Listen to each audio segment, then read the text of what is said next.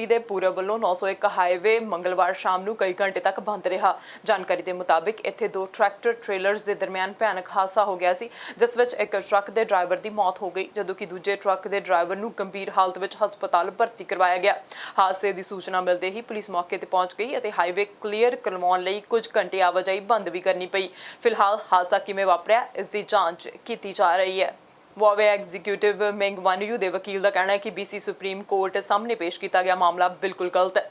ਉਹਨਾਂ ਕਿਹਾ ਕਿ ਅਮਰੀਕਾ ਨੂੰ ਸਪੁਰਦਗੀ ਦਾ ਇਹ ਮਾਮਲਾ ਅੰਤਰਰਾਸ਼ਟਰੀ ਕਾਨੂੰਨ ਦੀ ਉਲੰਘਣਾ ਕਰਦਾ ਹੈ। ਗਿਬਵੈਨ ਐਟ ਦਾ ਕਹਿਣਾ ਹੈ ਕਿ ਕੋਰਟਸ ਨੇ ਪਹਿਲਾਂ ਵੀ ਸਪੁਰਦਗੀਆਂ ਦੇ ਮਾਮਲੇ ਤੇ ਰੋਕ ਲਗਾਈ ਹੈ।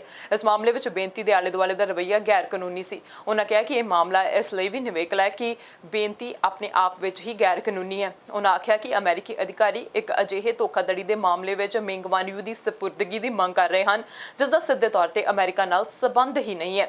ਵਕੀਲ ਨੇ ਕਿਹਾ ਕਿ ਕੋਰਟ ਵੀ ਕੈਨੇਡੀਅਨ ਸਟੇਟ ਦੀ ਹੀ ਐਕਸਟੈਂਸ਼ਨ ਹੈ। ਜੇਕਰ ਜੱਜ ਨੇ ਐਕਸਟ੍ਰੈਡੀਸ਼ਨ ਨੂੰ ਮਨਜ਼ੂਰੀ ਦੇ ਦਿੱਤੀ ਹੈ ਤਾਂ ਇਹ ਅਮਰੀਕਾ ਦੇ ਅੰਤਰਰਾਸ਼ਟਰੀ ਕਾਨੂੰਨ ਦੇ ਉਲੰਘਣ ਵਿੱਚ ਸਾਥ ਦੇਣ ਜਿਹਾ ਹੋਵੇਗਾ। ਤਾਂ ਦੱਸ ਦਈਏ ਕਿ ਮਿੰਗ ਵਾਨਯੂ ਨੇ ਲਗਾਤਾਰ ਇਨਕਾਰ ਕੀਤਾ ਕਿ ਉਹਨਾਂ ਸਾਲ 2013 ਵਿੱਚ HSBC ਨੂੰ ਵਾਵੇ ਦੀ ਕਿਸੇ ਸਬਸਿਡੀਅਰੀ ਬਾਰੇ ਈਰਾਨ ਦੇ ਵਿੱਚ ਵਪਾਰ ਨਾਲ ਸੰਬੰਧਿਤ ਕੋਈ ਗਲਤ ਜਾਣਕਾਰੀ ਦਿੱਤੀ ਸੀ। ਤਾਂ ਦੱਸ ਦਈਏ ਕਿ ਮਿੰਗ ਵਾਨਯੂ ਨੂੰ ਹੁਣ ਵੈਨਕੂਵਰ ਦੇ ਵਿੱਚ ਇੱਕ ਘਰ ਵਿੱਚ ਰੱਖਿਆ ਗਿਆ ਹੈ। ਅਮਰੀਕੀ ਰਾਸ਼ਟਰਪਤੀ ਜੋ ਬਾਈਡਨ ਨੇ ਏਸ਼ੀਆਈ ਅਮਰੀਕੀਆਂ ਦੇ ਖਿਲਾਫ ਹਿੰਸਾ ਅਤੇ ਵਿਦੇਸ਼ੀਆਂ ਤੋਂ ਨਫ਼ਰਤ ਦੀ ਭਾਵਨਾ ਦੇ ਨਾਲ ਨਜਿੱਠਣ ਲਈ ਵਧੀਕ ਕਦਮਾਂ ਦੀ ਘੋਸ਼ਣਾ ਕੀਤੀ ਹੈ। ਇਹਨਾਂ ਘੋਸ਼ਣਾਵਾਂ ਦੇ ਵਿੱਚ ਏਸ਼ੀਆਈ ਅਮਰੀਕੀ ਤੇ ਪ੍ਰਸ਼ਾਂਤ ਟਾਪੂ ਸਮੂਹ ਵਸਨੀਕਾਂ ਦੇ ਵਾਈਟ ਹਾਊਸ ਦੀ ਪਹਿਲ ਨੂੰ ਮੁੜ ਸ਼ੁਰੂ ਅਤੇ ਮਜ਼ਬੂਤ ਕਰਨਾ ਸ਼ਾਮਿਲ ਹੈ।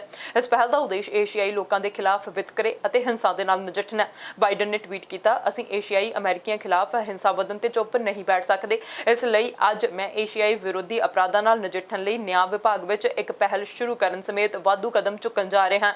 ਇਹ ਹਮਲੇ ਗਲਤ ਹਨ, ਅਮਰੀਕਾ ਦੀ ਭਾਵਨਾ ਦੇ ਵਿਰੁੱਧ ਹਨ ਅਤੇ ਇਹਨਾਂ ਨੂੰ ਰੋਕਣਾ ਹੋਵੇਗਾ। ਬਾਈਡਨ ਨੇ ਕਿਹਾ ਕਿ ਏਸ਼ੀਆਈ ਲੋਕਾਂ ਦੇ ਖਿਲਾਫ ਹਿੰਸਾ ਅਤੇ ਵਿਦੇਸ਼ੀਆਂ ਤੋਂ ਨਫ਼ਰਤ ਦੀ ਭਾਵਨਾ ਗਲਤ ਹੈ। ਨਾਲ ਹੀ ਉਹਨਾਂ ਨੇ ਏਸ਼ੀਆਈ ਅਮਰੀਕੀਆਂ ਖਿਲਾਫ ਨਫ਼ਰਤ ਦੀ ਭਾਵਨਾ ਨੂੰ ਖਤਮ ਕਰਨ ਲਈ COVID-19 ਨਿਰਪੱਖਤਾ ਕਾਰਜਬਲ ਕਮੇਟੀ ਗਠਿਤ ਕਰਨ ਦੀ ਵੀ ਘੋਸ਼ਣਾ ਕੀਤੀ। ਉਸ ਤੋਂ ਬਾਅਦ ਉਪ ਰਾਸ਼ਟਰਪਤੀ ਕਮਲਾ ਹੈਰਿਸ ਨੇ ਵੀ ਟਵੀਟ ਕੀਤਾ ਕਿ ਸਾਡੇ ਵਿੱਚੋਂ ਕਿਸੇ ਇੱਕ ਨੂੰ ਵੀ ਨੁਕਸਾਨ ਪਹੁੰਚਾਉਣਾ ਸਾਨੂੰ ਸਾਰਿਆਂ ਨੂੰ ਨੁਕਸਾਨ ਪਹੁੰਚਾਉਣਾ ਹੈ। ਹੈਰਿਸ ਨੇ ਕਿਹਾ ਕਿ ਰਾਸ਼ਟਰਪਤੀ ਅਤੇ ਮੈਂ ਚੁੱਪ ਨਹੀਂ ਬੈਠਾਂਗੇ। ਇਸ ਲਈ ਸਾਡਾ ਪ੍ਰਸ਼ਾਸਨ ਏਸ਼ੀਆਈ ਅਮਰੀਕੀ ਭਾਈਚਾਰੇ ਖਿਲਾਫ ਵੱਧਦੀ ਹਿੰਸਾ ਨਾਲ ਨਜਿੱਠਣ ਲਈ ਕਦਮ ਚੁੱਕ ਰਿਹਾ ਹੈ, ਜਿਸ ਵਿੱਚ ਏਸ਼ੀਆਈ ਲੋਕਾਂ ਖਿਲਾਫ ਹਿੰਸਾ ਨਾਲ ਨਜਿੱਠਣ ਦੀ ਇੱਕ ਪਹਿਲ ਸ਼ਾਮਿਲ ਹੈ। ਰਾਸ਼ਟਰਪਤੀ ਜੋ ਬਾਈਡਨ ਨੇ 2 ਗੈਰ ਗੋਰੀਆਂ ਔਰਤਾਂ ਅਤੇ ਪਹਿਲੇ ਮੁਸਲਿਮ ਜੱਜ ਨੂੰ ਸੰਘੀ ਨਿਆਂਧੀਸ਼ ਦੇ ਅਹੁਦਿਆਂ ਤੇ ਨਿਯੁਕਤੀ ਲਈ ਨਾਮਜ਼ਦ ਕੀਤਾ। ਇਸ ਵਿੱਚ ਭਾਰਤੀ ਅਮਰੀਕੀ ਰੂਪਾ ਰੰਗਾ ਪੁਟਗੰਟਾ ਅਤੇ ਪਾਕਿਸਤਾਨੀ ਮੂਲ ਦੇ ਜਾਹਿਦ ਕੁਰੈਸ਼ੀ ਸਮੇਤ 10 ਹੋਰ ਉਮੀਦਵਾਰ ਸ਼ਾਮਿਲ ਹਨ। ਜਾਹਿਦ ਕੁਰੈਸ਼ੀ ਸੈਨੇਟ ਵੱਲੋਂ ਮਨਜ਼ੂਰਸ਼ੁਦਾ ਹੋਣ ਤੇ ਸੰਘੀ ਜ਼ਿਲ੍ਹਾ ਨਿਆਂਧੀਸ਼ ਦੇ ਰੂਪ ਵਿੱਚ ਸੇਵਾ ਦੇਣ ਵਾਲੇ ਅਮਰੀਕਾ ਦੇ ਪਹਿਲੇ ਮੁਸਲਿਮ ਬਣ ਜਾਣਗੇ। ਕੁਰੈਸ਼ੀ ਪਾਕਿਸਤਾਨੀ ਮੂਲ ਦੇ ਹਨ। ਵਰਤਮਾਨ ਵਿੱਚ ਉਹ ਨਿਊ ਜਰਸੀ ਵਿੱਚ ਮੈਜਿਸਟ੍ਰੇਟ ਜੱਜ ਦੇ ਰੂਪ ਵਿੱਚ ਸੇਵਾਵਾਂ ਦੇ ਰਹੇ ਹਨ। ਰਾਸ਼ਟਰਪਤੀ ਵੱਲੋਂ ਨਾਮਜ਼ਦ ਉਮੀਦਵਾਰਾਂ ਵਿੱਚੋਂ 10 ਫੈਡਰਲ ਸਰਕਿਟ ਅਤੇ ਜ਼ਿਲ੍ਹਾ ਅਦਾਲਤ ਨਿਆਂਧੀਸ਼ ਅਹੁਦਿਆਂ ਦੇ ਲਈ ਹਨ, ਜਦਕਿ ਇੱਕ ਉਮੀਦਵਾਰ ਕੋਲੰਬੀਆ ਜ਼ਿਲ੍ਹਾ ਸੁਪੀਰੀਅਰ ਕੋਰਟ ਦੇ ਜੱਜ ਅਹੁਦੇ ਲਈ ਹਨ। ਰਾਸ਼ਟਰਪਤੀ ਬਾਈਡਨ ਦੇ ਵੱਲੋਂ ਨਾਮਜ਼ਦ ਜੱਜਾਂ ਵਿੱਚ ਸਭ ਤੋਂ ਪ੍ਰਮੁੱਖ ਨਾਮ ਅਫਰੀਕੀ ਅਮਰੀਕੀ ਮੂਲ ਦੀ ਜੱਜ ਕੇਂਟਜੀ ਬਰਾਊਨ ਜੈਕਸਨ ਦਾ ਹੈ। ਜੈਕਸਨ ਹਾਲੇ ਡਿਸਟ੍ਰਿਕਟ ਆਫ ਕੋਲੰਬੀਆ ਵਿੱਚ US ਕੋਰਟ ਆਫ ਅਪੀਲ ਦੀ ਜੱਜ ਹੈ ਅਤੇ ਮਾਮਲਿਆਂ ਨੂੰ ਬਿਹਤਰ ਢੰਗ ਨਾਲ ਹੈਂਡਲ ਕਰਨ ਲਈ ਜਾਣੀ ਜਾਂਦੀ ਹੈ। ਜੇਕਰ ਸੈਨੇਟ ਨੇ ਉਹਨਾਂ ਦੇ ਨਾਂ ਤੇ ਮੁਹਰ ਲਗਾ ਦਿੱਤੀ ਤਾਂ 50 ਸਾਲਾ ਜੈਕਸਨ ਮੈਰਿਕ ਗਾਰਲੈਂਡ ਦੀ ਜਗ੍ਹਾ ਲਵੇਗੀ। ਗਾਰਲੈਂਡ ਹਾਲ ਹੀ ਵਿੱਚ ਬਾਈਡਨ ਦੀ ਅਟਾਰਨੀ ਜਨਰਲ ਨਿਯੁਕਤ ਹੋ ਚੁੱਕੀ ਹੈ। ਵਾਈਟ ਹਾਊਸ ਨੇ ਇੱਕ ਬਿਆਨ ਜਾਰੀ ਕਰਕੇ ਕਿਹਾ ਕਿ ਜੇਕਰ ਅਮਰੀਕੀ ਸੈਨੇਟ ਤੋਂ ਮਨਜ਼ੂਰੀ ਮਿਲ ਜਾਂਦੀ ਹੈ ਤਾਂ ਨਿਆਂਧੀਸ਼ ਪੁਟਗੁੰਟਾ DC ਜ਼ਿਲ੍ਹੇ ਲਈ ਅਮਰੀਕੀ ਜ਼ਿਲ੍ਹਾ ਅਦਾਲਤ ਵਿੱਚ ਸੇਵਾ ਕਰਨ ਵਾਲੀ ਪਹਿਲੀ ਏਸ਼ੀਆਈ ਅਮਰੀਕੀ ਮਹਿਲਾ ਹੋਵੇਗੀ। There being an opening on the Supreme Court, of course.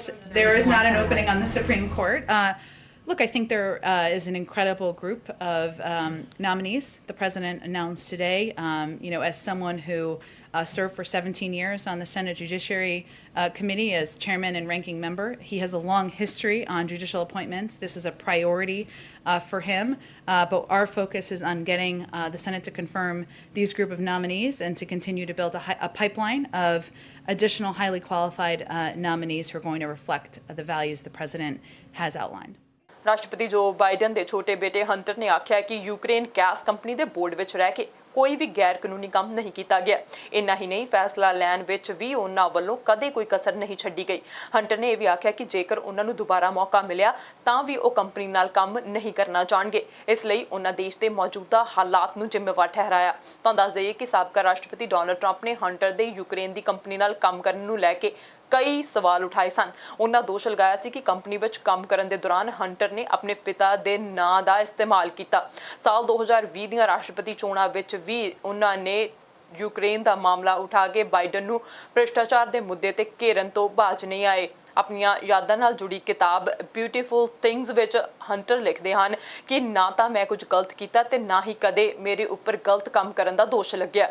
अज इस गल का कोई मतलब नहीं है कि मैनूं वो अहुदा मिलदा जां नहीं। उन्होंने कहा कि देश के मौजूदा सियासी हालात विच इस गल नाल कोई फर्क नहीं पैंदा कि मैं की कीता ते की नहीं कीता। हमले मेरे उपर कीते जाणगे पर इस जख्मी मेरे पिता होणगे ते इस किताब नूं हुण रिलीज़ कर दिता गया है। I fed myself right away because I noticed that he needed medical attention.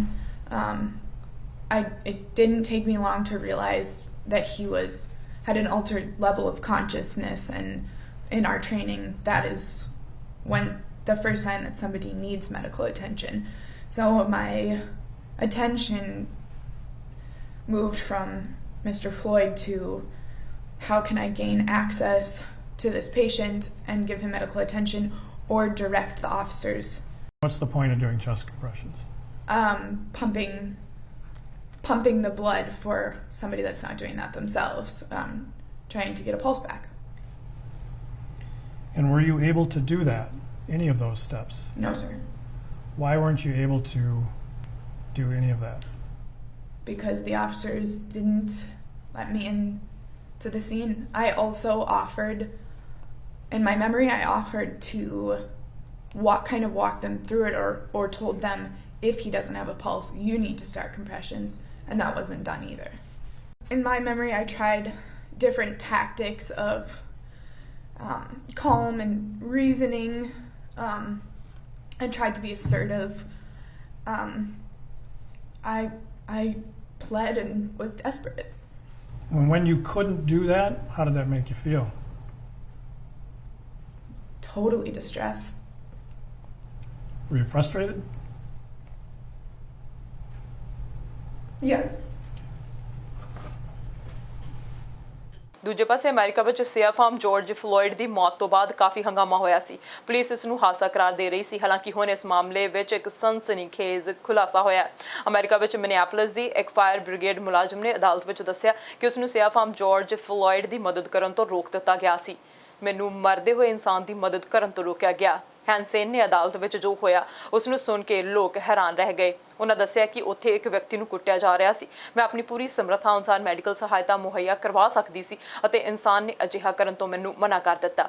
Court ਨੇ ਹੈਂਸਨ ਗਵਾਹੀ ਦੇਣ ਵਾਲੇ ਉਹਨਾਂ ਦੇ ਚਸ਼ਮਦੀਦ ਗਵਾਹਾਂ ਵਿੱਚੋਂ ਇੱਕ ਸੀ ਜਿਨ੍ਹਾਂ ਨੇ 25 ਮਈ ਨੂੰ ਫਲੋਇਡ ਦੀ ਮੌਤ ਦੀ ਘਟਨਾ ਦੇਖੀ ਸੀ। ਤਾਂ ਦੱਸ ਦਈਏ 24 ਤੇ 9 ਮਿੰਟ 29 ਸੈਕਿੰਡ ਤੱਕ ਫਲੋਇਡ ਦੀ ਗਰਦਨ ਉੱਤੇ ਗੋਡਾ ਰੱਖਣ ਦੇ ਨਾਲ ਸਾਹ ਰੋਕਣ ਦਾ ਦੋਸ਼ ਹੈ ਜਿਸ ਨਾਲ ਉਸ ਦੀ ਮੌਤ ਹੋ ਗਈ ਸੀ। ਚੋਵਿਨ ਖਿਲਾਫ ਸਭ ਤੋਂ ਗੰਭੀਰ ਦੋਸ਼ ਸਾਬਿਤ ਹੋਣ ਤੇ ਉਸ ਨੂੰ 40 ਸਾਲ ਤੱਕ ਦੀ ਜੇਲ੍ਹ ਦੀ ਸਜ਼ਾ ਹੋ ਸਕਦੀ ਹੈ।